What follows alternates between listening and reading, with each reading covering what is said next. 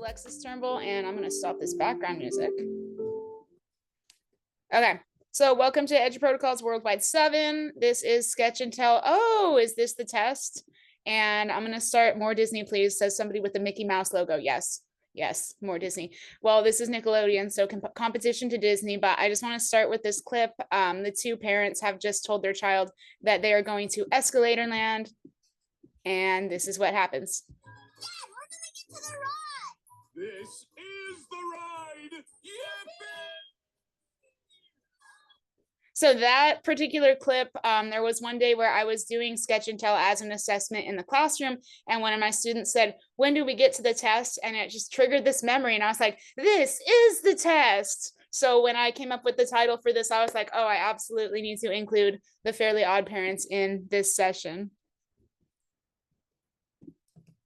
Okay, I just want to know how long you've been teaching. So just in the chat, go ahead and put a number. 1 is 1 to 5, 2 is 5 more. That really doesn't make sense. Wow, I don't know why. Oh, well. Okay, 1 is 1 to 5, 2 is 6 plus, and then 3 would be like you got lots of years, but you have less than 3, like you know you're on your way out the door. 4 is if you're not teaching, and then 5 is if you were an administrator. Go ahead and put a number in the chat. Ooh, lots of 3s. I'm so excited for you guys. I think my mom's hoping to get in that boat too. Ooh, 5 administrator. Very cool. 3, maybe. Cindy's like, maybe. You'll see how the year goes. 1 to 5 years, that is like the perfect time to get into this. My district actually, on my first day of first contract day ever at a district, they sent in John Carippo. So that was kind of how I got started in all this, and I got behind all this.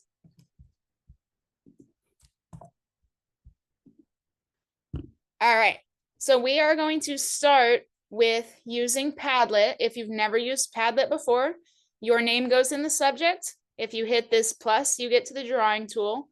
The tell is going to go where it says write something beautiful. And then to get it started, you're going to click on this green button right here. So again, when you log on, you're going to go ahead and click. So when I give you the link, you'll click this plus button, and then you'll go to draw from here. And we're just going to, don't use pictures, don't use AI, just draw with yourself. But to model it as I do in the classroom, do not do the tell part. So what I'd like is for everyone to go onto Padlet. We're going to draw, but we're not going to tell. And I'm going to give just 2 minutes to do your sketch. Don't submit it. Don't type anything yet. Your prompt is to sketch your lighthearted least favorite part about your job. So yeah, I know like we all don't like calling CPS. We all don't like seeing kids not get what they need, but I want like something that's like, I don't like this and it's funny because, you know, we need to be in a good mood. So we are going to go to tinyurl.com/EduProtocols EPW7 SKAT and just go ahead and start your drawing.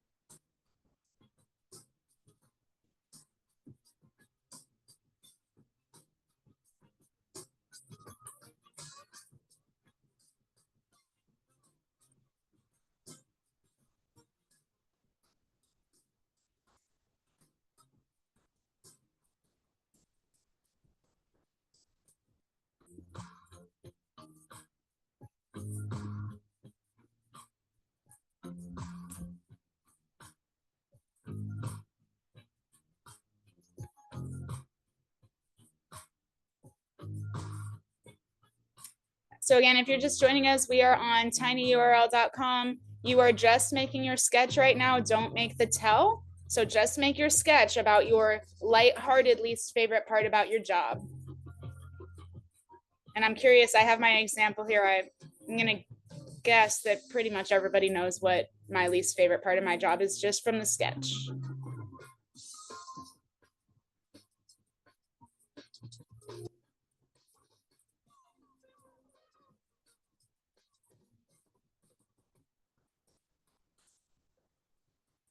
Okay, we've got about 30 more seconds yet, so wrap up your last detail and go ahead and come back to Zoom.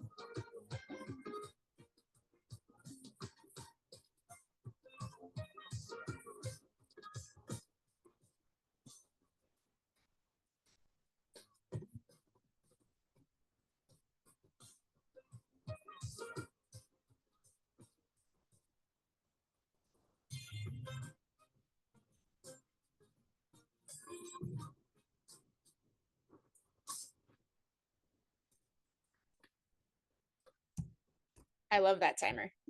All right. So if we were in the classroom right now, the true to do sketch and tell to fidelity, the biggest part of it is that sharing with your partner for metacognition. So something I do is a lot of focused listening with the students. So I'll assign partner A, partner B. The reason I do that is because I know myself, and I know that if I have to speak and listen, it is very stressful for me to do both. So even if like we were all in person and we were going to go around and share your name and your job, I'm probably not going to learn anyone's names because I'm going to sit there going, my name's Alexis Turnbull and I'm a math intervention teacher, and I'm just going to be practicing what I'm going to say, and I'm not going to hear anything that comes before me, and then after I'm probably still going to not hear anything that comes after me. So when I do focused listening, it's intentional and it's modeled so that they know. So I'll have one partner raise their hand. If they are younger, I'll even have the other partner physically hold their mouth, like close your mouth, you are not to speak. And then I would put this timer up for 20 seconds, and only partner A with their hand up will talk. If the timer's not done, you're going to keep speaking to explain. And then when it comes time to share, I am going to be calling on partner B's to share what partner A has said.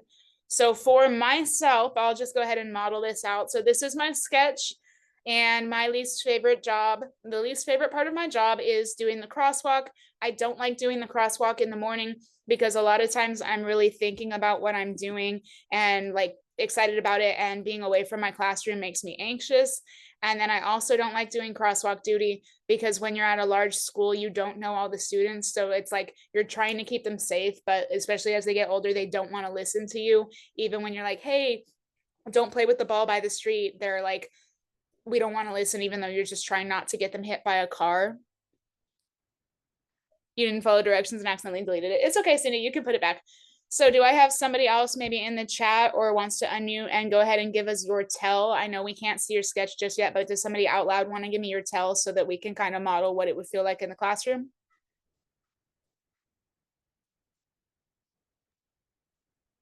Well, I think we're all pretty familiar with 6-7, aren't we? So I have one student who just arrived from Egypt, and it's pretty much the first thing she learned was 6-7. And so I have made it a habit of every time somebody says 6-7, I say 42 because it's the hardest multiplication fact to learn. Oh, I love that. And so we're all about 6-7, 42, 6-7, 42, but that's all she says. So your least favorite part of your job is currently 6-7. Yep. Yes, so I think that is all valid. So now I'm going to go ahead and have you guys go back to Padlet. So now that we've talked about it, this is where you would do your tell. So in traditional sketch and tell, before we get to using it as assessment, they do the sketch, they physically tell it just to help them with their planning and their thinking, and then they write it down. So go ahead, go back and write it down. And I'm actually going to change the screen so that on Zoom, you can see the teacher side, or you can see the Padlet side of how it looks for yourself as well. So go ahead back and start working on your tell. And you can, so if you hit the 3 dots, you can edit it, and then you just click the edit post.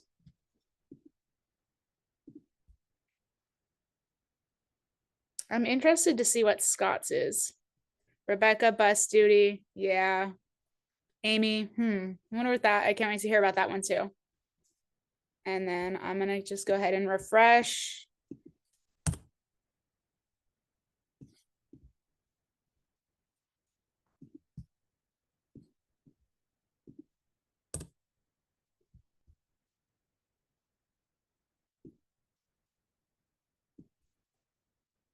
The constant interruptions on the intercom, Cindy, that is so real. There are some schools that call themselves like no interruption schools, and like the office will not call for like, oh, they forgot their instruments. Tell them to come to the office. Last year I was at a school where they called about water bottles and lunches, and I had a habit of sometimes forgetting to tell the kids that their lunch was in the office, and instead of the aides sending them to go check if they had food in the office, they would just have to sit there, and then I would get a call about why I didn't tell them about their lunch.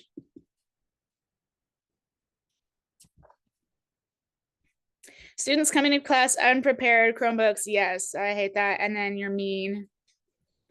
Last year I had a guinea pig as a class pet. When the cage got dirty, the students would be dramatic about the, oh yes, oh God, they're so dramatic sometimes, but that's why we love what we do.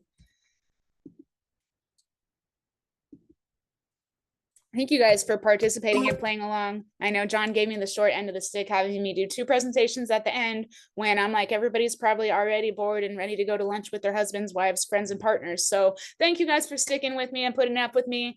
If you have never used Padlet, the teacher makes an account. Students do not need to make an account. It's just a subject, a body, and a place to insert images, as well as create polls, files, videos. Teachers launch it with the push of a button. So even if you don't have that intentional planning, like, oh, I'm going to set up a Padlet, you can just kind of like, hey, while you're getting there, and you can launch it yourself. I would always share the link via Google Classroom or GoGuardian. And then there are also, Kim has put some EduProtocol templates on there as well. Just some warnings, you need to change the settings if you want to approve the posts. So if you just got to know your class. If you don't trust them, which in middle school I don't, I would have it so that I have to screen it to check that it's like appropriate. Padlet does have an automatic screener that it says it won't put anything inappropriate, but I haven't tested the extent of that yet. And then also, once the link is open, anybody can get there until you turn the board off. So just things to be aware of if you choose to use Padlet. And that was Sketch and Tell, 1 image, 1 slide, explained by drawing and explained by writing. And then the highlight would be no screenshots or images. It's like physically drawing to help them focus on drawing the details so that you can be prepared to speak the details. And then just if you wanted to smart start it, be socially responsive. Not everybody has great experiences or a great break. And I try to avoid time constraints. I know a lot of teachers get it. Sketch and tell what you did over the weekend. Well, they had a horrible weekend. That's just awkward. So I try to focus on like letting the students share who they are instead of what they've done. So instead of sketch and tell where you went over winter break, just a place you enjoy being, your favorite item, people you care about. That way you're not sketch and tell your family if they're not in a traditional family setting where everybody's in the same house. And then also the kids who do want to share where they went over the weekend or what they got for Christmas, they will get that out. They will find my favorite place to go is Disneyland because I went there over winter break. So you're allowing them to share, but you're not putting the time constraint of what happened on your horrible winter break. So just some key pieces for that. I always like to do, this is one of the first activities I like to do when we come back from a break.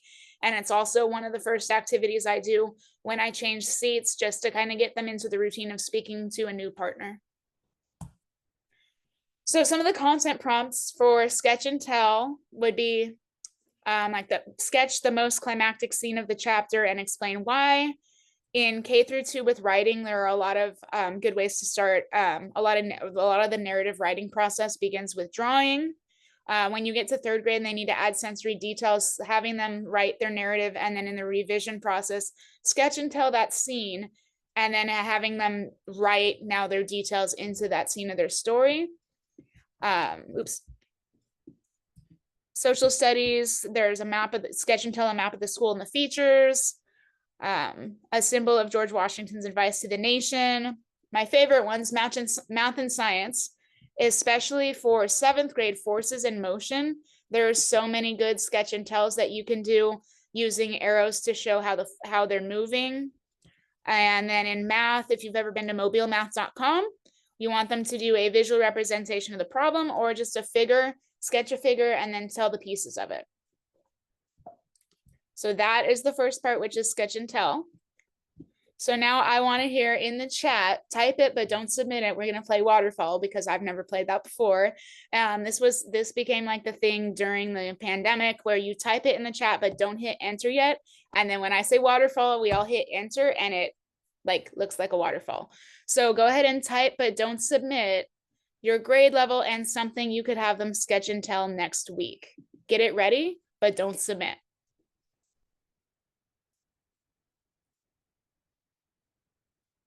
And it doesn't have to be Monday morning. I know this, like when I'm in a traditional classroom role, this is my least favorite time of the school year because it's so inconsistent because of Veterans Day, the Thanksgiving break, and then the winter break that comes up. And it's just like a really rough, inconsistent time. So I get, you might not even be able to start this until January. Okay. Ready? When I say go, we're going to hit it. Ready? Go. Waterfall. Woo, I like it. Third grade, grateful. Sketch and tell what you're grateful for. Sketch and tell the chapter. Likes and dislikes, absolutely, especially for fourth graders. Landforms and biomes. And yes, and Kelly, that's actually, I like that you said landforms. The next one we're going to get into is sketch and tell O, and we'll talk about the differences between the two and the uses of it. Thank you, guys. And we are looking good on time. So now we've got sketch and tell O. Sketch and tell O, we're going to use Nearpod. I'm sure many of you have used Nearpod before. I didn't put the code yet. If you've never used Nearpod, you're going to, once you put in the code and you put in your name, you use the drawing tools here, and you use this to create the text. Now I'm going to get a little bit into content, specifically third grade, as that's the grade that I've taught. Nearpod is free to an extent. I haven't used it in a couple of years, so I'm not quite confident to speak on what free versus paid is, but I have used Nearpod as a free tool before and it has worked out well. So just to give you a little background, because we are going to get into the content, the third grade standard is about science in motion, is to make observations about an object's motion and provide evidence that can be used to predict what the future motion will be. So in short terms, in third grade, you need to know that everything is set in motion by a push or a pull to do the next activity. So you're going to go to nearpod.com/join. This is your code. And then there's going to be an image provided. You're going to sketch 4 objects that are in motion and then use an arrow to indicate the direction the object is in motion and tell whether it's a push or a pull and what the direction is going. So here is that code.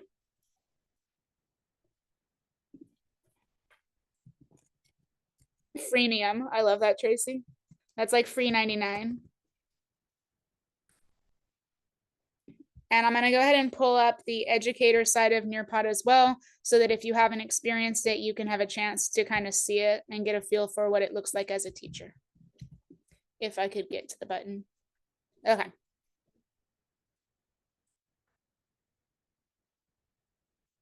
So again, the code is 6Q5ST, nearpod.com/join.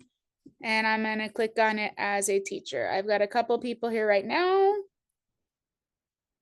So as you can see, when you came on, I'll put it back to student, I had this picture. So you're looking at the image, choose an object or a person and sketch and tell their motion and whether to get in motion, they are making a push or a pull. So what I like about the Nearpod is that it gives you opportunity as a teacher to model. So if I were in front of my class for the first time, I could talk about the tools, I could talk about the text boxes, and then very quickly switch to the teacher side so that I could see their responses as well.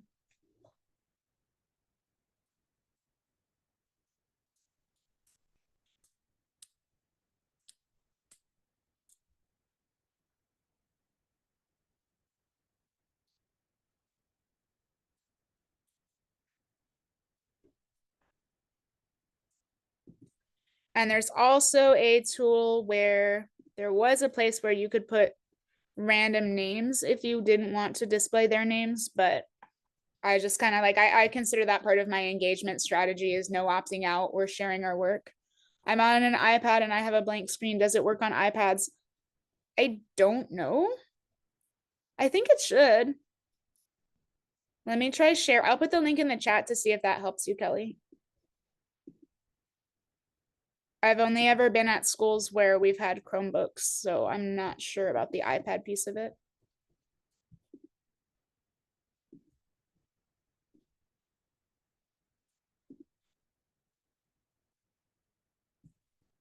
Your whole district is on iPads? Oh my gosh, that would frustrate me. Just because I think so much, like there's so much value to being physically on a computer, and it makes them take it more seriously because they're used to like the phones and the tablets being, or like phones and tablets being for fun. So that must be hard.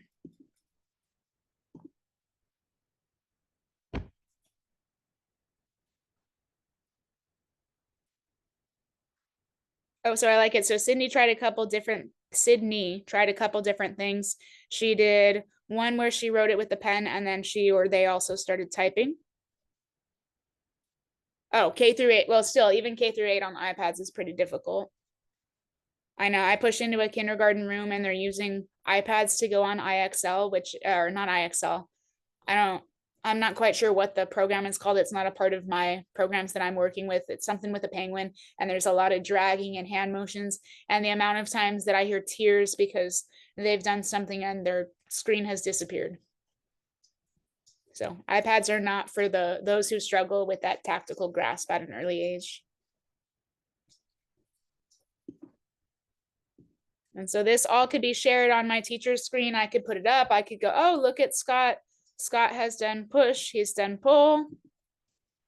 Okay, Cindy's doing her work. Tracy's working really ahead of everybody else. Good job, Tracy. Thank you. There we go. Kelly's drawing now. I'm going to take that. Kelly got it to work on iPads. I can't type for some reason.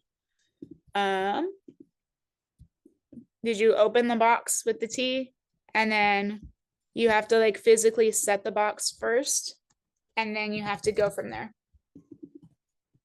But I can't type for. I couldn't type either, even though I had a text. That's weird. That could just be Nearpod, I'm not sure. All right, well, Scott turned his in. Good job, Scott. So, and then it shows you too, the green means that they're submitted, they're cool, they're ready to go, ready to move on. And thank you guys for trying that out. Just to be mindful of time, I am gonna go back and continue and get into the assessment portion. So sketch and tell O, one source, one slide, but explain by drawing one detail in 4 to 9 circles, and then explain by writing. Some content prompts, and actually kind of, I'm going to go out of order here. So the difference is that sketch and tell O is multiple small concepts, and sketch and tell is one concept. So somebody, even in the previous one, they mentioned different landforms and bios. If you're going to put an S on it, go to sketch and tell O. So for science, I taught 7th grade for a while. So the sketch and tell the appropriate tool used to measure biodiversity in each habitat. So that could be like netting, sampling, misting. So they would sketch and tell that tool. And then the idea being that they're showing their knowledge of all the tools. After the science lab, sketch how the particles in the state of matter moved and tell what was happening during this process. So there was one really cool lab where we had it was like a glass tube, and we put a balloon on it, and they had to like use the beakers and put the balloon onto like a heating element so that the balloon would expand. And then there was something where we put it in cold water and accidentally broke glass one of the times. But sketching and telling what the particles inside the balloon are doing at that time would be really good for science labs where there's multiple steps. Yes, Kelly Baker knows what I'm talking about. It was great for mystery science. So I would use this to replace any of the worksheets. If you have McGraw-Hill, I would, where it had like the opening, usually there was like a phenomenon, you had to like, using your simple terms, you would write about what you think is happening. And then at the end, you would go back and you'd revise it with scientific language. So just skipping that and just putting it straight on a sketch and tell, very useful. Also for just any science lab, I liked it. And then in math, given 2 numbers, especially in 3rd grade, sketch and tell how those numbers are used. So like you roll the dice and you get 6, 7, and then you would show 6 as multiplication, division, and repeated addition and subtraction. And then for integers, sketch and tell 2 different ways to solve the problem. So it could be number lines, integer chips, just showing multiple ways to demonstrate understanding. So again, Sketch and Tell O is multiple small concepts, and Sketch and Tell is one concept. Now we get into the assessment piece. So this is from a 7th grade test. And if a student took this test and then somebody asked, have they mastered the concept? A teacher would have one of 3 choices. They either got an A, but did they guess? You don't know. They got an F, and then you come across the ones where you're like, you know, I don't understand why your son's failing the test. He's very engaged in class and he's good at explaining the concepts. And it's that they have such a higher thinking that they can't shrink it down to a multiple choice test. Like I had a boy a few years ago at the middle school that was very much like that. And then they could have an A for now. They used study skills to learn the concept last night and they're not going to retain it. If you've seen me present before, all right, I think this might actually be on John Carippo's graveyard. These are things that are dead to me. We've got lecturing, we've got note taking, and we've got staying seated on all times. Today we are killing another character. Today we are killing study tricks with Sketch and Tell and Sketch and Tell O. So like a study trick would be like, oh, more energy, faster, further. So you just train yourself for that. And then you get to the test. You're not even you're more energy, faster, further. And then when you get to a harder concept or a more detailed concept, you have no idea. So you truly you don't really know about the particle movement. You just have like a snappy trick that's getting you there. And that's what using Sketch and Tell and Sketch and Tell O is going to break these barriers. It's going to allow the higher level thinking students to express themselves, and it's going to show who truly knows the concept and who still needs to work on it. So yeah, that snappy study tricks, dead. So supporting it with assessment would be using Sketch and Tell with a word bank. So you lead them to water and then let them drink. So if I wanted, I would include like the prompt, and then here's my multiple choice: slower, faster, closer, farther. Yes, they might still have that snappy trick, but even during the assessment or during the in-class practice, by going through this process of writing out what's happening to the particles, they're going to retain it better, and it'll be deeper knowledge than just having a multiple choice test. Sorry, I had to be my own moderator, and there's people in the waiting room. Okay, gotcha. So using a word bank can support so that you are still giving them what they need to access the test, but it's now eliminating the elements of multiple choice, and it's focusing on a higher level thinking expectation. So this was one that I did when I taught 7th grade. It was actually straight from McGraw-Hill. It was one of those like little questions in the bottom, and it was like, tell what would happen to a beach, or explain what would happen to a beach ball if it was overinflated. So I gave them my Google Slides Sketch and Tell. I put the title, and then I put a visual, and then they had been trained to use the circles to show the particles. This wasn't the best example, but this is just showing that he still, he got something out of it. Another one I find is that when it comes to like food webs, when I read a question like this in the textbook curriculum, this is like, to me, this says make a visual without making a visual. Like, why are we doing a multiple choice question about a student? Like, ask your actual student to draw something. Make a visual without making a visual. This is just, it's weird. So this is something that I did for a Sketch and Tell in 7th grade. I gave them a habitat, and then I gave them the list of animals, and they had to create a sketch about where they got their energy from, and then tell the labels of the part, tell the names. It's been so long since I taught 7th grade. There's a better term for this, but just these terms were out of order. So they had to identify their roles and then make the sketch and tell where the energy comes from. There are also some variations. We have sculpt and tell with Play-Doh, build and tell with Legos, gummies, models with toothpicks and clay. Adam Moeller did one in Laguna this year about Oreos. They have an EduProtocol called Annotate and Tell in Language Arts. Graph and Tell specifically supports math and science, and a Map and Tell can support you in social studies. But I understand for assessment purposes, a lot of the times I prefer a sketch just because it's easier to keep it private. Like if they're building models, you can kind of look around the room and see what other people are doing. But for assessments, I prefer them to sketch. All right, so now I'm going to open it up to you guys. Go ahead and think of one standard skill or concept that you're covering this week. Decide if it would be sketch and tell or sketch and tell O, and then create a prompt with scaffolds and word banks and so just basically a sketch and tell that you would use for assessment, and you're going to send it on this Google form, and then we're all going to kind of look at the list. So Scott, I hear you asking. Let me put the link in and then I'm going to go back. I guess I'm reading, not hearing.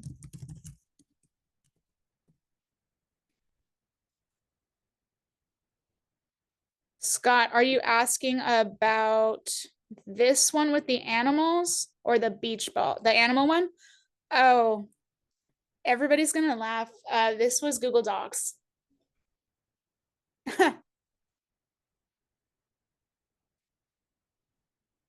Oh, cool. You're using this for, yes, college students, and especially like for science, like being very intentional about how you want it drawn from the first day. Like, this is how you will show me a particle, and having that consistent language so that it's not like, oh, well, Isaiah draws the particles as stars and Colin draws the particles as squares. Like, it's just clear, like everybody's going to draw the particles as a circle, and everybody's going to use an arrow that is one line and a triangle so that it's consistent and everybody's will look similar.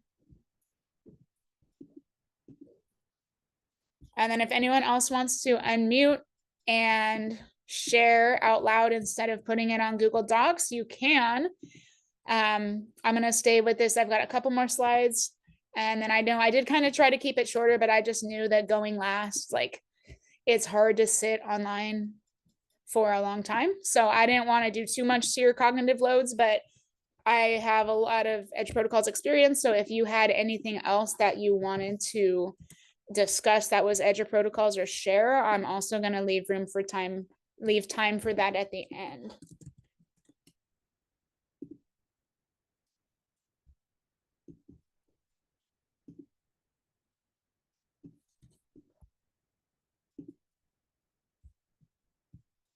So again, right now we are just doing one quick check that you could use. And I prefer shorter, frequent assessments. So I would do a lot of like weekly sketch and tells just to see that they still got it. I also came from teaching 2 years in standards-based grading for 3rd grade. So I did actually a lot of more relating to high school. I did a lot of finals and retesting. So I would put all the standards on every report card so they would get the same sketch and tell, just with a difference. So like sketch and tell the motion of a ball, and then again before I did the next reporting period, we'd have a sketch and tell about something else as their assessment. And it was fun because they never felt like it was a test. I did have parents kind of question last year, like, because it was 3rd grade, they wanted to know when there was a test, like so that their kid could study. But I explained that the way that I'm teaching with EduProtocols, we're not studying, like the night before is not going to help you. Like, you either have it or you don't. And it's not that I'm doing pop quizzes to get children. Like, I know there's some stigma behind that, but I'm like, that is like the truest form of pure assessment, is when they're not expecting it. Like, the best day to give a test is Monday morning. And everybody I want, give the test on Friday. No, Monday morning, take the test. And then that'll show me what I need to strengthen, because they've had that 2 days away. So that's showing me what they truly know. And it's a good reflector of what they will know in April when it comes time for the state tests. Or if you're in elementary in California, what they will know in 5th grade when it comes time for the science state test, because in California, we only state test in 5th grade, but it's supposed to cover all the concepts for science in K through 5. So really working towards that shift of like deep retention of science content. Yes, sketch and tells on Snorkel is also amazing. Snorkel is what I'm going to talk about in my next session a little bit. It does a lot of AI grading and feedback. So that is something there are some templates for EduProtocols on Snorkel as well. And yes, EduProtocols are standards-based and they're a great match. And because of the reps, you're just watching for mastery. Yep. Or you're like, okay, this was the test. There are some days where I'm like, wow, everybody got the lesson and I didn't provide any support. So cool, putting this in the test grade file. Oh, cool. Link to the sheets, create.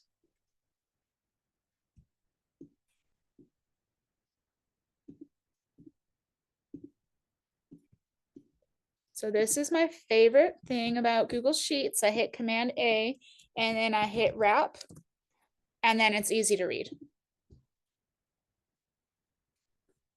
All right, oh, draw the landforms and write what the characteristics are for each. In social studies, yes, especially, well, I know Kelly's 3rd grade. My next guess would be 7th, but when it's like the landforms and physical features, like I know in California, a big one is like knowing mountains, coastal regions. There's 5 regions of California. So sketch and tell the 5 regions of California, although I think that might be 4th grade. That one is. I'm working with a lot of different grade levels this year, so I'm getting to see a lot of the standards. Hygiene importance for everyone's. Yep. Sketch and tell 3 things to do in the bathroom before coming back to class. Yes. Sketch would work better for so like the regular sketch, draw a polygon that has a perimeter of 4. Tell how you got the perimeter. Perfect.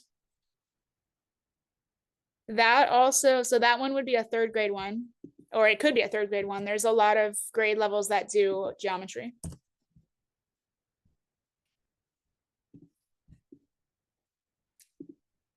All right.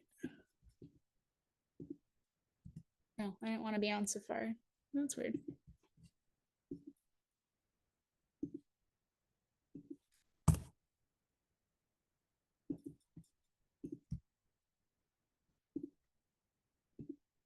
So thank you to you guys that put stuff in there or are still typing.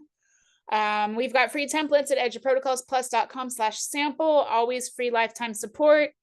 We've got 8 lesson designs that are free. We have a Facebook group. If you're not from there, get there now. If you don't like Facebook, you don't want to be on Facebook, you don't like your friends, you still need to get there. Make your name Frosty the Snowman or whatever character, and then join our EduProtocols community. You don't need to add anyone. You don't need to have your family members on there. I would join it just strictly for EduProtocols and all of the great things that come along with it, especially if you are kind of on your own or you're not working with a team. I've found so much joy in getting to share what I'm doing and to hear about what other people are doing from the Facebook group.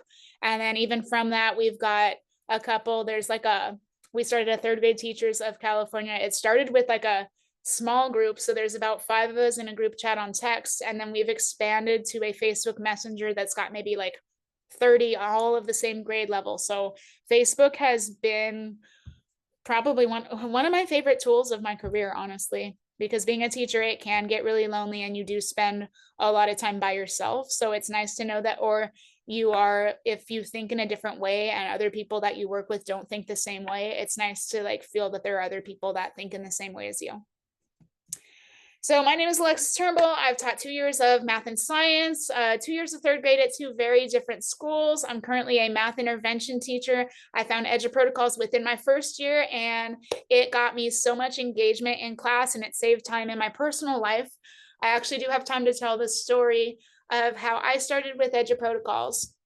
So as I shared at the beginning, John was in my district, the first, all the new teachers, and John, he did Fast and the Curious. He had us do thin slides. I remember being really good at his Fast and Curious right away, because it was about like, don't decorate your classroom. And it just seemed like things that were common sense to me that other people weren't getting. So that was when I was like, oh, this man is interesting. I didn't really understand EduProtocols or anything. I was more thinking about like, just like your first time on the school campus, meeting the other teachers, all that. And then they would have the new teachers Zoom with him once a month. Bad or good, I don't know. I mean, it turned out good for me, but at the time when you're a brand new teacher and you're at a school where other teachers aren't using EduProtocols, it sometimes was like, oh God, now I have to go sit on this Zoom call for an hour, because this was when COVID was ending and the kids were wearing masks. So I would sit on these hour-long Zoom calls. And one day while on the Zoom call, we got the email that the district was coming tomorrow. this was a very small district, so they came a lot. They brought the board members. The board members were always like, hey, how do you know what you're learning, to the kids? So the board was very hands-on. And at that point, we all kind of suck our first year. My plan was that I was just going to stand up and talk about the test for the day, because the test was the next day and they didn't know any better. So I was literally going to like just stand up there with the test and like, the answers might be that there's a chemical change when this happens, and you guys can take notes if you want. And yeah, that just, we don't know what we're doing when we're first time teachers like that. I know that was so bad, but the email said the district was coming, and I was like, oh God, this is going to be so awkward if I'm just doing my stand and chat. Like, this day's already awkward as it is. And so Karipo's on his Zoom call, he's going around doing his thing. And I'm like, oh, Iron Chef. Okay, I guess I could try that, because I know our superintendent really liked EduProtocols. So I just kind of whipped up the book, found, or no, I didn't even have a book my first year. I had to find the articles online. I did the Iron Chef. I pushed it out to the students. They all started working. The minute all those board members came into my room, it was time for the students to present. So I didn't have to talk at all in front of the board members or the superintendent, and it was wonderful. So absolutely, that was when I was like, hey, this worked. Let's keep it going. So again, thank you guys all for joining us today. My name is Alexis Turnbull, teaching with Turnbull on X. I'm a part of the Facebook group. I have TikTok, but there's nothing educational there. That's more just kind of like funny, dark humor. So not my best resource, but Twitter, X is good. The Facebook group is good. And you can get the slides from tinyurl.com/EP7sketch, SKATTURN. Thank you, Kelly. Yeah, it was a great resource. And then if you guys are going to stick around, I am doing Math Cafe at 12 o'clock as well.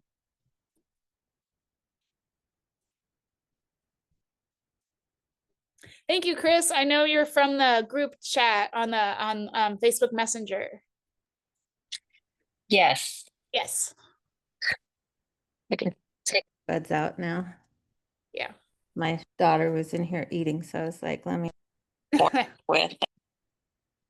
Well, Thank you. Scott, are you Scott? Scott Reader from Facebook?